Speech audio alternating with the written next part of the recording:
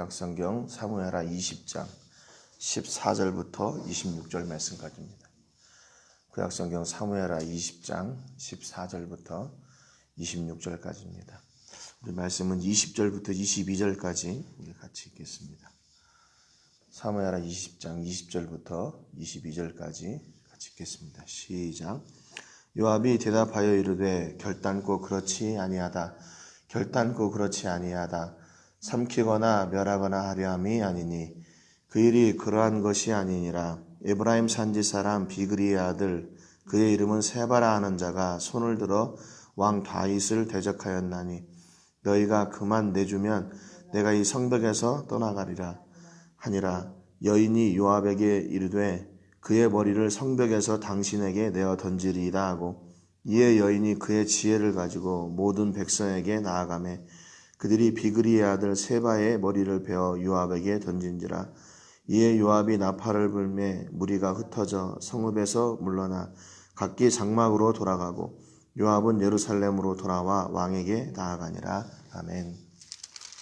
우리가 어제 말씀을 통해서 다윗이 세바의 반역을 잠재우기 위해서 아마사를 불러가지고 유다에서 3일 동안 군사들을 모아라, 그리고 내 앞에 서라 그랬죠. 근데 이제 아마사가 그 기한을 지키지를 못합니다. 그러니까 다윗은 이제 세바가 어떤 성읍에 들어가서 이제 반역에 이렇게 어떤 베이스를 마련하게 되면 그걸 치기가 어려우니까 빨리 가서 이제 그 세바를 치려고 다시 이제 아비새를 불러가지고 세바를 추격하라고 하죠. 근데 이제 극적으로 요압과 또 이 아마사가 만나는 기브온 바위에서의 어떤 비참한 사건이 있었죠. 그래서 요압이 아마사를 그곳에서 죽이고 요압을 좋아하는 자, 다윗의 편에 서는 자는 요압을 따라라. 그래서 드디어 이제 요압이 다윗 곁에서 제2인자로서 이렇게 발돋움을 하게 되는 그런 발판을 마련하게 됩니다. 이런 어수선한 정치 상황 가운데서 자기의 입지 또 기득권을 누리려고 하는 그런 다툼, 그런 야욕, 그런 욕심들이 계속 이렇게 있었던 거죠. 그래서 아비새와 요압은 계속해서 세바를 추격을 했습니다. 14절에 보니까 세바가 이스라엘 모든 지파 가운데 두루 다녀서 아벨과 벳마아가와 베리몬 땅에 이르니 그 무리도 다 모여 그를 따르더라 그랬습니다. 그러니까 세바가 지금 계속 반역하면서 도망을 가면서 사람들을 계속 교합해가지고 세를 불리는 거예요. 그러니까 세바도 생각하는 건 뭐냐면 야, 숫자가 많아야 된다 그거죠. 숫자가 많아서 대적해야 된다. 그래야 우리가 이길 수 있다. 자기가 이길 수 있고 또 자기의 반역을 또 성공할 수 있겠다. 뭐 이런 생각을 가지는 거죠. 15절에 보니까 이에 그들이 벳마아가 아벨로 가서 세바를 세우고 그 성읍을 향한 지역 언덕 위에 토성을 쌓고 요압과 함께한 모든 백성이 성벽을 쳐서 헐고자 하더니 그랬습니다. 세바를 애우고 그랬죠. 벳마아가 아벨이라는 곳에 이 세바가 들어갔어요. 그래가지고 거기서 들어갔다는 소식을 듣고 이제 그 요압과 아비새가 거기를 이제 둘러싼 거죠. 근데 그 성을 공격하는데 이게 어려운 거예요. 이미 그 성이 든든한 성이었기 때문에 그 성을 공격하려고 토성을 또 쌓죠. 맞받아쳐가지고 토성을 쌓고 그 성벽을 하려고 공격을 하려고 하는 거죠. 그러니까 이게 얼마나 큰 공사예요. 다윗이 예측했던 게 바로 이런 거였거든요. 그러니까 아마사가 조금 일찍 그가 이렇게 뭐 최선을 다했다든지 아니면 해서 그렇게 했으면 자기도 안 죽었고 이런 어려운 일도 없었을 텐데 아무튼 아마사는 자기가 얻었던 기회를 놓쳐버렸던 거예요. 이렇게 이제 서로 대치를 하게 된 상황이 된 거죠. 그런데 16절에 보니까 이 전기가 새로운 전기를 마련하게 됩니다. 그 성읍에서 지혜로운 여인 한 사람이 외쳐 이르되 들을지어다 들을지어다 청하건대 너는 요압에게 이르기를 이리로 가까이 오라 내가 내게 말하려 하노라 한다 하라 그랬어요. 한 여인이 요압을 만나자고 합니다. 요압을 만나자고 그래요. 17절에 요압이 그 여인에게 가까이 가니 여인이 이르되 당신이 요압이니까 하니 대답하되 그러하다 아니라. 여인이 그에게 이르되 여종의 말을 들으소서 하니 대답하되 내가 들으리라 하니라. 요압이 이 여인과 이제 대화를 하기 시작합니다. 아마 이 여인이 요압에게 지금 당부하고 싶은 게 있던 게, 이 전쟁이 자기네들은 지금 왜 일어나는지도 모르고 이거를 어떻게 해결할 것인지 아마 그 문제를 가지고 나왔던 거예요. 18절에 보니까 여인이 말하되 옛사람들이 흔히 말하기를 아벨에게 가서 물을 것이라 하고 그 일을 끝내었나이다, 이렇게 얘기를 하고 있어요. 그러니까 지금 아벨이라는 곳은 바로 여기를 얘기합니다. 벳마아가 아벨. 그러니까 이 아벨에 가서 물을 것이라는 그런 속담이 있을 정도로 이 지역이 지혜로운 사람들이 많이 있는 곳이래요. 그래서 거기 가서 물을 것이라 하고 그 일을 끝냈다, 그 말은 거기 가서 이렇게 문을 하면 모든 문제가 다 해결이 될 만큼 답을 얻었다, 그 말입니다. 그러니까 여기 지혜로운 성읍, 이 성읍을 우리가 살고 있는데 여기에서 뭔 문제를 해결하지 이렇게 전쟁으로 해결하지 맙시다, 이제 그런 얘기를 하는 거죠.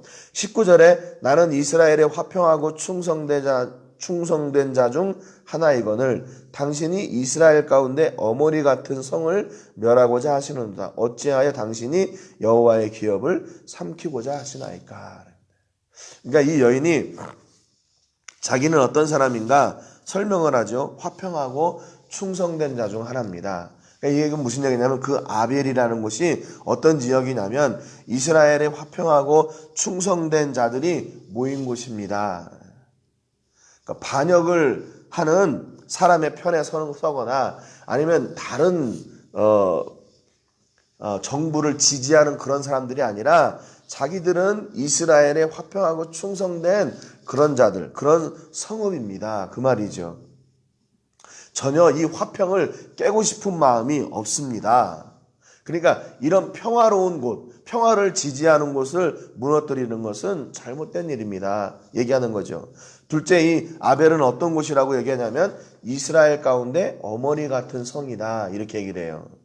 그러니까 그만큼 중요한 성이라는 얘기죠. 그런데 여기 원문에 보면은요, 어머니 같은 이런 그런 비유의 표현이 있는 게 아니고요, 그냥 이거는 평서문이에요. 뭐라고 얘기하냐면, 그래서 이거는 이스라엘의 어머니 성, 이렇게 얘기합니다. 어머니 같은 성이 아니라 진짜 어머니 성이다, 이렇게 얘기를 해요. 그러니까 NIV 성경에도 그렇게 번역을 했거든요. 근데 이게 이스라엘의 어머니인 도시다, 그 말이에요. 그러니까 이런 성을 치는 게 말이 됩니까, 그 말이죠. 또 이 아벨은 어떤 곳이라고 하냐면 세 번째, 여호와의 기업이다, 이렇게 얘기해요. 여호와의 기업. 여호와의 기업을 삼키고자 하시랍니까, 이렇게 얘기하는 거죠. 여기 기업이라는 말은 히브리 말로 나할라라는 말인데 일시적인 재산권을 소유하는 그런 말이 아니라 옛적부터 소유권을 인정받아 왔고 또 앞으로도 계속 그 소유권을 인정받을 지속적인 그런 뜻이 강한 겁니다. 그러니까 이스라엘 가운데서 이 아벨은 뭐냐? 여호와의 기업이다, 그 말은 옛적부터 지금까지 계속 하나님과의 관계를 유지하고 그분과 이런 밀접한 관계가 앞으로도 지속될 그런 신실한 성읍입니다, 그 말이죠. 그러니까 이 여인이 지금 요압의 군대가 와서 이렇게 그 성을 치려고 하는 것을 이해를 못했어요. 왜 그런가 궁금했어요. 그러니까 이제 요압이 이야기합니다. 20절에 보니까 요압이 대답하여 이르되 결단코 그렇지 아니하다. 두 번이나 얘기하죠. 삼키거나 멸하거나 하려 함이 아니니 그 일이 그러한 것이 아니니라. 그러니까 요압이 지금 이걸 어떻게 얘기해야 될지 굉장히 좀 당황스러운 그런 모습을 보여주고 있죠. 에브라임 산지 사람 비그리의 아들 그의 이름을 세바라 하는 자가 손을 들어 왕 다윗을 대적하였나니 너희가 그만 내주면 내가 이 성벽에서 떠나가리라. 그러니까 요압이 지금 왜 우리가 여기 와 있는지를 정확하게 얘기를 하죠. 세바 때문이다. 그가 반역을 해서 여기 왔다, 그 말입니다. 그랬더니 그 여인이 하반절에 여인이 요압에게 이르되 그의 머리를 성벽에서 당신에게 내어 던지리이다 그랬습니다. 이 굉장히 이 여인이 정말 지혜로운 여인일 뿐만 아니라 대담하고 용감한 그런 여인인 것 같아요. 그러니까 그 전쟁을 하려고 하는 그런 중에 상대방의 그 지휘관을 찾아 부르고 그를 1대1로 만나서 독대해가지고 이게 어찐 일인지 어찌된 일인지 그것도 묻고 단판을 짓잖아요. 그러니까 우리가 세바 때문에 왔다 그러니까 우리가 그 사람 목을 쳐가지고 당신에게 주겠습니다. 이렇게 얘기하는 겁니다. 그러니까 이게 뭐냐면 이 지혜로운 한 여인을 통해서요. 그 아벨 성읍 전체가 살게 되는 역사가 일어나는 거 아닙니까? 그러니까 지금 이 여인은 이 문제가 어디로부터 온 것인가 그 원인을 찾았어요. 원인을 찾고 그 원인을 해결하기 위해서 단판을 딱 지으니까 이게 세바 때문이었구나. 그 한 사람만 죽게 되면 이 모든 사람들이 다 살게 되는구나 하는 결론을 얻게 되는 것이죠.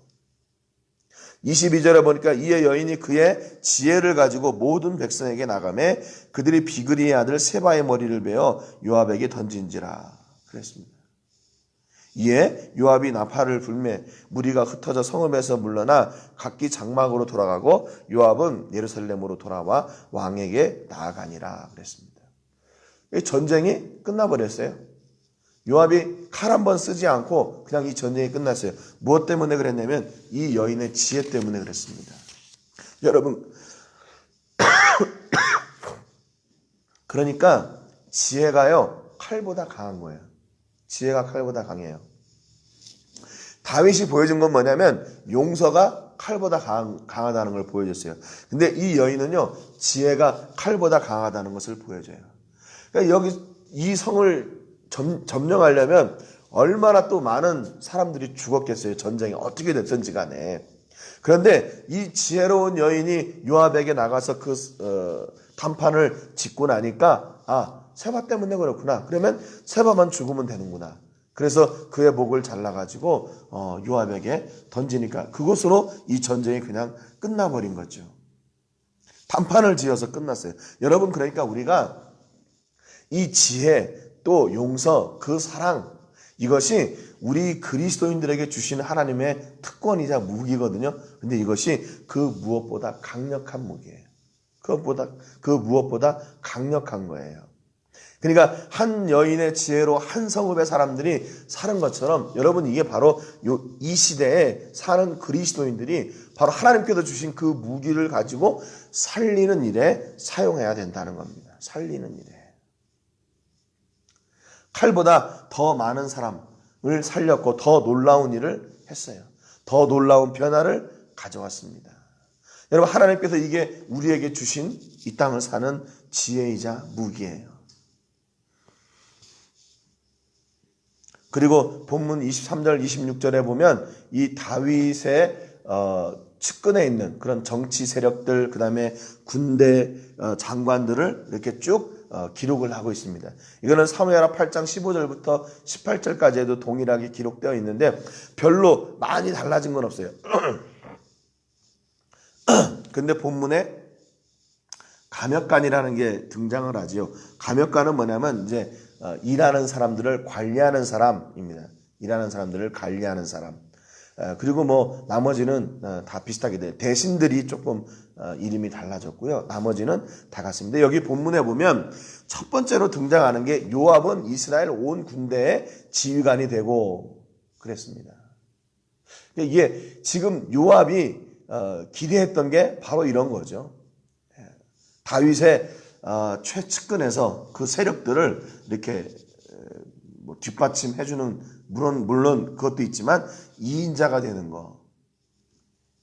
그런 야심을 품고 있었던 사람이에요. 그러니까 자기 앞에 이런 일들이 이렇게 방해가 되는 거는 다 제거를 하는 거죠. 만약에 여기서 아마사가 안 죽었더라면 요압이 이스라엘의 군대의 지휘관이 되고 그 다음으로 아마사가 그 뒤를 이어서 그 지휘관이 되었을 것이라는 것은 뭐 다 누구나 다 예측할 수 있죠. 그런 불씨들을 완전하게 다 제거를 하는 겁니다. 그러니까 이것도 뭐 중요한 건 뭐냐면 다윗이 이스라엘의 어떤 그 임금의 역할을 잘 감당할 수 있었던 건 뭐냐면 물론 그의 능력도 그의 믿음도 있었지만 이렇게 그와 함께하는 사람들이 있었기 때문에 이스라엘이 하나님의 나라로 온전하게 세워질 수가 있었다는 것이죠. 그러니까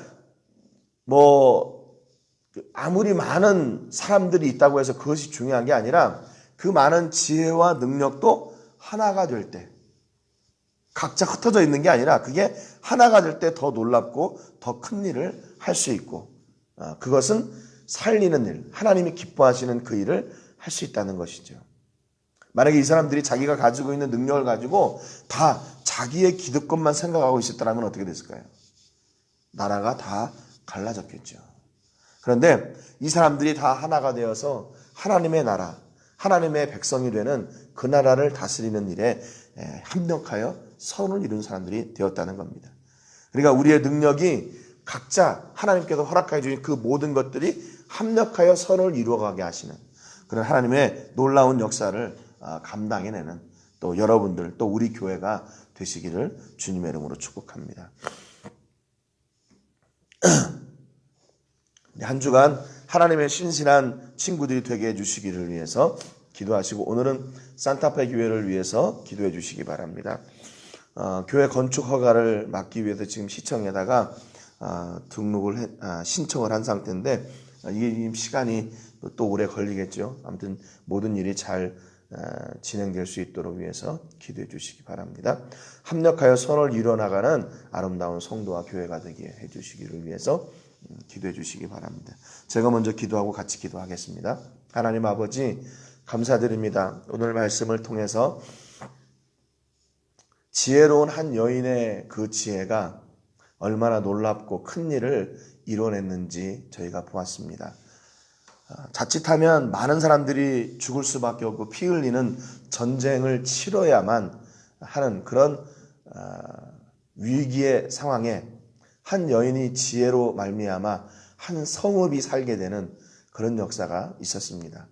하나님, 지금 이 시대에 바로 이런 지혜로운 사람들이 우리가 되기를 원합니다. 하나님께서 주신 그 지혜로 말미암아 살리는 일에, 또 하나님을 영화롭게 하는 그 일에 사용하게 해주시고, 그로 말미암아 하나님께서 우리의 주인 되심이 증거되고 선포되는 역사가 있게 하여 주시옵소서. 또한 우리 각자에게 허락하여 주신 아버지 지혜와 사랑과 또 용서와 섬김과 은혜와 그 믿음과 이 달란트들을 통해서도 하나님 온전한 교회가 세워져 가고 하나님의 나라가 이 땅 가운데 세워져 가는 역할을 감당하게 하여 주시고, 합력하여 선을 이루는 아름다운 모습을 보이게 하여 주시옵소서. 다윗이 물론 위대한 사람이었지만 그와 함께한 사람들이 있었기에 아름다운 이스라엘을 세워갈 수 있었음을 저희가 봅니다. 우리에게 허락하여 주신 각자의 달란트가 합력하여 선을 이루게 하시고, 아름다운 교회로 세워져 나가게 하시고, 아름다운 성도들로 세워져 나가는 놀라운 복이 있게 하시고, 그것이 바로 하나님 보이지 않는 전도로 이루어지게 하여 주시옵소서. 하나님께 감사와 영광 올려드리고 예수님의 이름으로 기도합니다. 아멘.